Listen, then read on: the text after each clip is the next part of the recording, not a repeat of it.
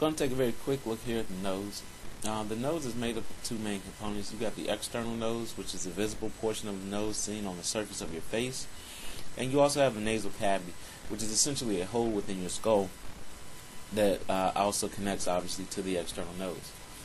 The external nose is basically a series of different pieces of cartilage that are all supported by bone. The bones that usually make up that bony frame, as you see here, are going to be the frontal bone, nasal bones, and the maxilla. So that's usually a topic that you addressed back in A&P1. There are your two nasal bones, there's the maxilla, and here's also the frontal bone. And those, once again, are making up the bony foundation that the cartilage will sit on. There are several pieces of cartilage that help support the external nose.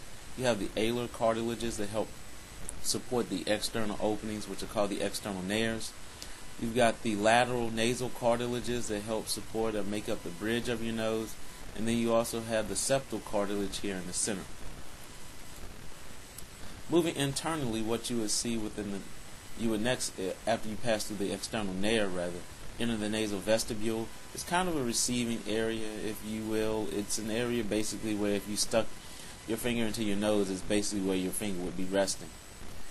Moving posteriorly here, next you would enter the nasal cavity itself. Within the nasal cavity, you're going to see three projections of bone. These projections of bone are called nasal conchae or turbinates.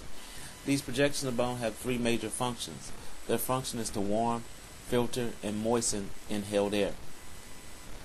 Because these projections of bone, the nasal conchae, do not project straight out, instead they go out and curve downward. If you look here, here's the inferior nasal concha projecting outward and turning downward.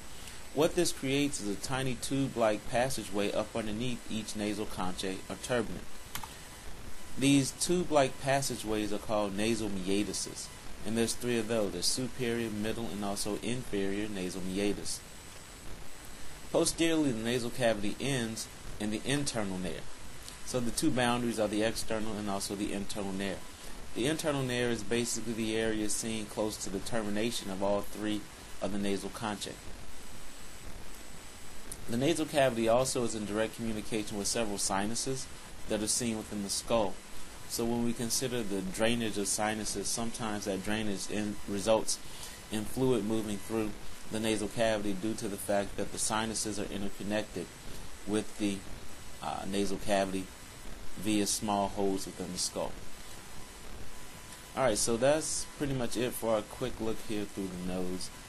Definitely keep in mind the functions of those nasal conchae or turbinates, what the meatuses are, and the descriptions of the various structures that you heard me describe during this short little brief discussion.